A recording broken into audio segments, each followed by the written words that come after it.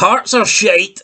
Kurt Zouma is a cat-kicking pussy, and the glass has finally broken at Aberdeen. Welcome back, guys, to Son of Scotland TV. We've got a lot to talk about today. I didn't manage to get my Hearts match review done yesterday. Unfortunately, I've got quite a lot of stuff on my plate at the moment. No wonder I'm so fucking fat. But we're going to see if we can unload some of that today. We're going to talk about some of the news.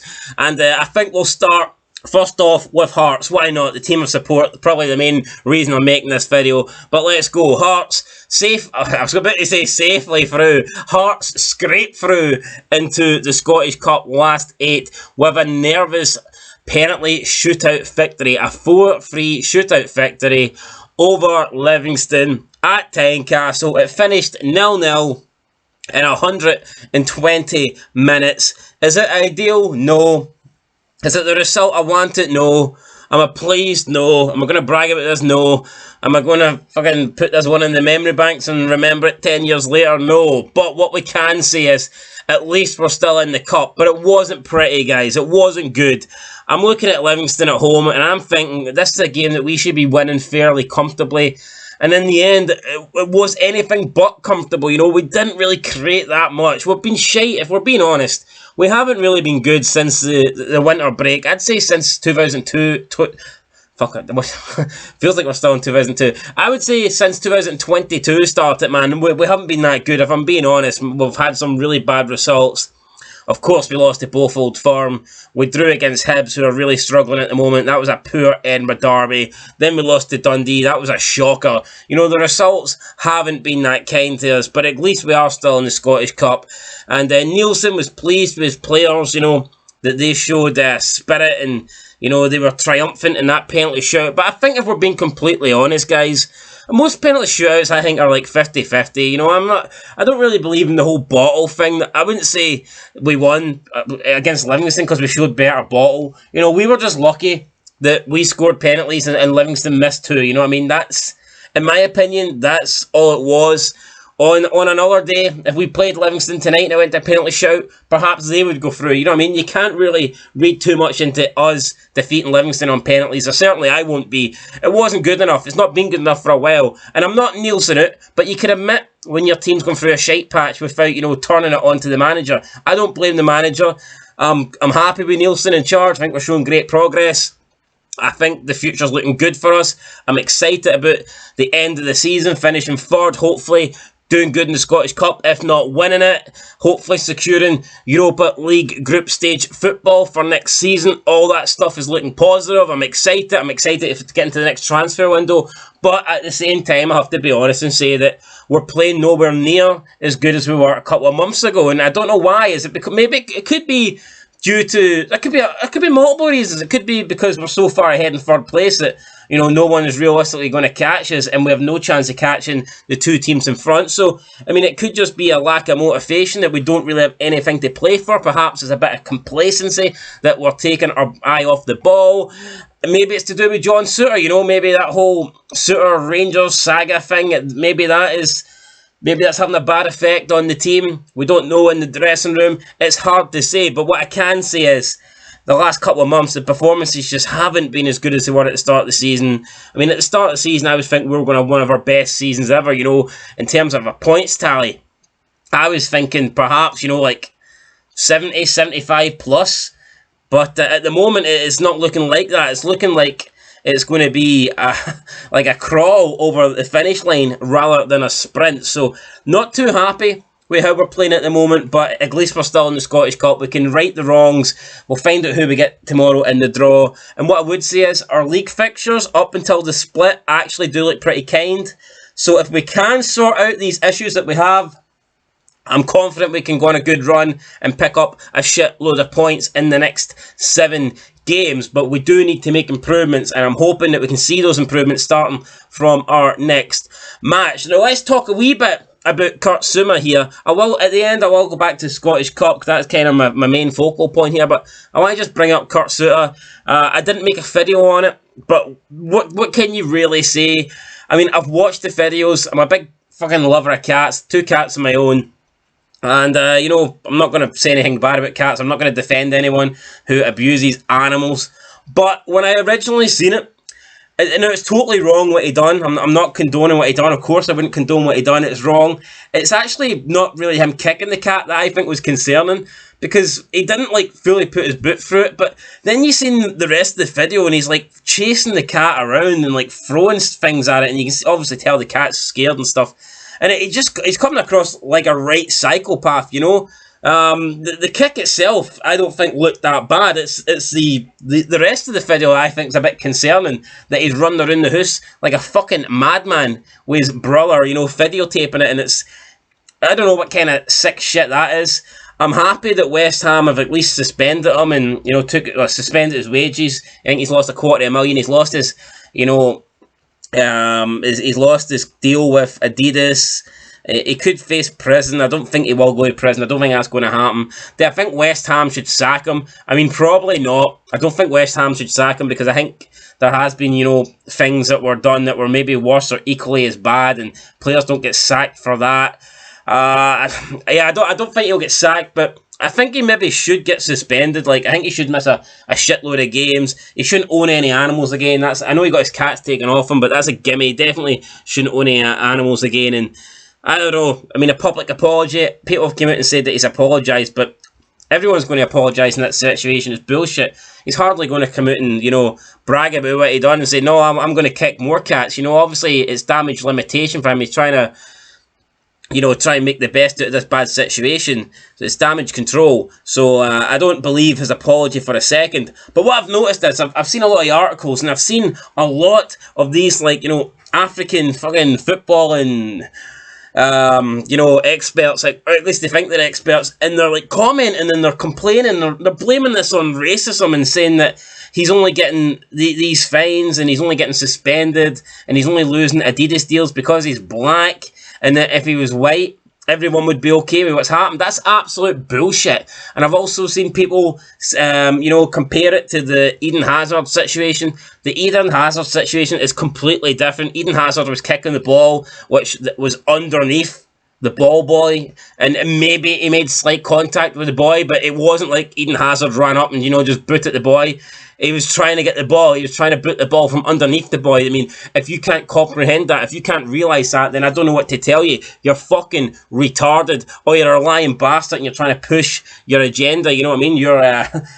Your simple-minded agenda. And I've seen people say that, you know, in Africa, cats and animals are treated this way, so it's okay. Well, guys, no offence, right? But Africa's a fucking shithole, and they don't set the standards for the rest of the world, right? Just because you can abuse animals in Africa and it's considered fine, you can kick a cat in Africa and everyone will laugh, doesn't mean that shit's going to fly over here, right? That's one of the reasons why Africa as a continent is a fucking shithole. I mean, look in the Middle East. I mean, look how they treat women and abuse women. Does that mean, oh, well, they do it in the Middle East, so we can do it over here? You know what I mean? Absolutely not. That logic is retarded. So, no, I don't think it's too harsh. I don't think it's okay to kick cats in any continent, but certainly I'm not going to sit back, you know, and allow it to happen here. And just these idiots blaming it on race. It's so sad, you know. I mean, the black man kicks a cat and the white man gets the blame. It's insane. And if this doesn't prove that the race card, the victim race card, will be shown in any sort of circumstance, then I mean, what more proof do you need? I mean, literally, nothing happened here. There was no white people involved. A black man kicks his cat, abuses his cat, physically hits his cat, and they blame the white man, you know. They push everything back onto the white man. White man's fault. Unreal. So I was going to make a video on it, but, you know, what's the fucking point? I'll just get a shitload of people saying, oh, you're a racist this or you're a racist that.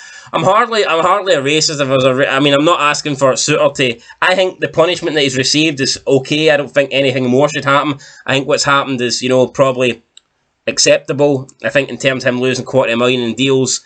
But, I mean, yeah, to blame it on the white man and to say that if a white man kicked a cat, nothing would happen, it is completely nonsense. And you can't compare what Zouma did to what Eden Hazard did, because it's two totally different things, right? Zouma kicked his cat. It looks like purely no other reason than just for, you know, entertainment, to humour himself.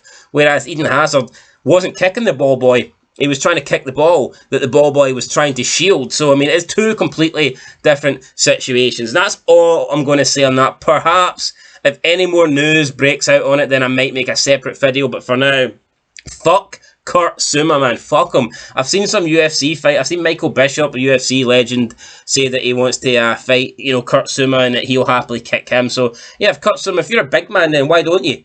Why don't you fight Michael Bishop and you can, have a £5 million fight or something like that, and winner takes all. We'll see how much a big man you're then. And last but not least, let's give a wee talk here to Stephen Glass. The Aberdeen manager didn't make it into his first year, a whole year in charge of Aberdeen. He's been sacked 11 months into the job, and all I can say is, guys, what took them so long? Seriously, Dave McCormack, I would think it was obvious. I would say before last season ended, I think Stephen Glass looked like the wrong choice of manager. I had no faith in Stephen Glass then. I had no faith in him now. He had a decent run in December where he won 4 out of 5 league games, and I think that's what kind of prolonged his career for now. But even if you look at the fixture list, if you look at those games, those results, they were against, lower league teams that you would expect Stephen Glass to beat. So I just think all they've done here is wasted, really, a year of Aberdeen. It's a year of setbacks. I mean, Derek McInnes was doing a good job. They didn't need to get rid of him. They did, and they've only got themselves to blame, guys. It would be like us. It would be like us getting rid of Nielsen again and bringing in Cathro. You know what I mean? Like, why? Why would you do that? So yeah, Aberdeen fans, do I feel sorry for them? No. I mean, they all wanted Derek McInnes out. They got him out, and then they got what they deserved. They got a shite manager in Stephen Glass, a project that was supposed to, take Aberdeen to the top, play stylish attacking football, and we didn't see any of it. We got none of it. So yeah, there you go, Aberdeen. It was a great year for Aberdeen. Went to Stephen Glass. Aye, tremendous, absolutely tremendous, absolute shite. That's what he is, absolute shite. And who's going to get the Aberdeen job? Could be. I've seen a number of people. Could be former Hibs manager Jack Ross, who I think actually has had a decent managerial career. I know his last run there with Hibs didn't end too well, but it started pretty well. I mean, if you look at the season, he started this season pretty well. Before that, I don't think he'd ever been outside the top 4 with Hibs. So, I mean, I don't think you could focus on the end of his Hibs managerial run and go, yeah, he was bad. But, I mean, if you look at the whole thing, then I don't think he was too bad. Neil Lennon is another one that has been talked up about his chances of going to Aberdeen. It would be cool to see Lennon, I guess, maybe reunite with Scott Brown. Maybe they could strike up a partnership there. Maybe Neil Lennon as manager, Scott Brown as player/assistant manager. Maybe that's a thing Aberdeen would be interested in. I think Hibernian were always decent under Neil Lennon. Neil Lennon obviously won trophies with Celtic, albeit, I mean, it was pretty much a one-team league at that time, and anyone could have won trophies with Celtic. Well, I say anyone. Ronnie Dyler almost didn't, so they weren't that good. But you know what I mean. So Neil Lennon, Jack Ross. I've also seen Jim Goodwin's name being tossed in there. So I mean, there's a couple of managers that are definitely interested in that post, and it could go to a number of people. We don't really know yet. Finally, Scottish Cup. Celtic confirmed their place today alongside Hibs. There's one more spot in the last 8 available. It's going to be Dundee versus Peterhead tomorrow night, and then we'll find out the draw for the Cup. So most of the big teams are still in it. Both Edinburgh clubs, both Glasgow clubs. I mean, Aberdeen are shite, and are they a big club anymore? I don't know. Debatable. They could be in the Championship next season for all we know. So, there's we've got more than a 50% chance of avoiding a Glasgow team or, our Edinburgh rivals. So, I mean, I'm pretty confident in the draw. I'm hoping we can at least get to Hampden. Who knows? I think it'd be cool if they all avoid each other, maybe we could get a Edinburgh-Glasgow double, at Hampden for the semi-finals of the Scottish Cup. So that would be interesting. But yeah, guys, that's going to do it. This video's dragging on a wee bit. I want to eat my McFlurry here. I've got my McFlurry in my hand. I want to go and eat it. That's all I've really got to say. So, disappointing for Hearts. That's what it is. But we need to try and bounce back, man, because results as of late haven't been good enough, and performances haven't been good enough either. Kurt Zouma's a wee cunt, and Aberdeen are looking a new manager because Stephen Glass is absolute shite. So that's it, guys. Till next time, make sure you like, subscribe, comment down below, share this video, and I'll catch you later. Peace.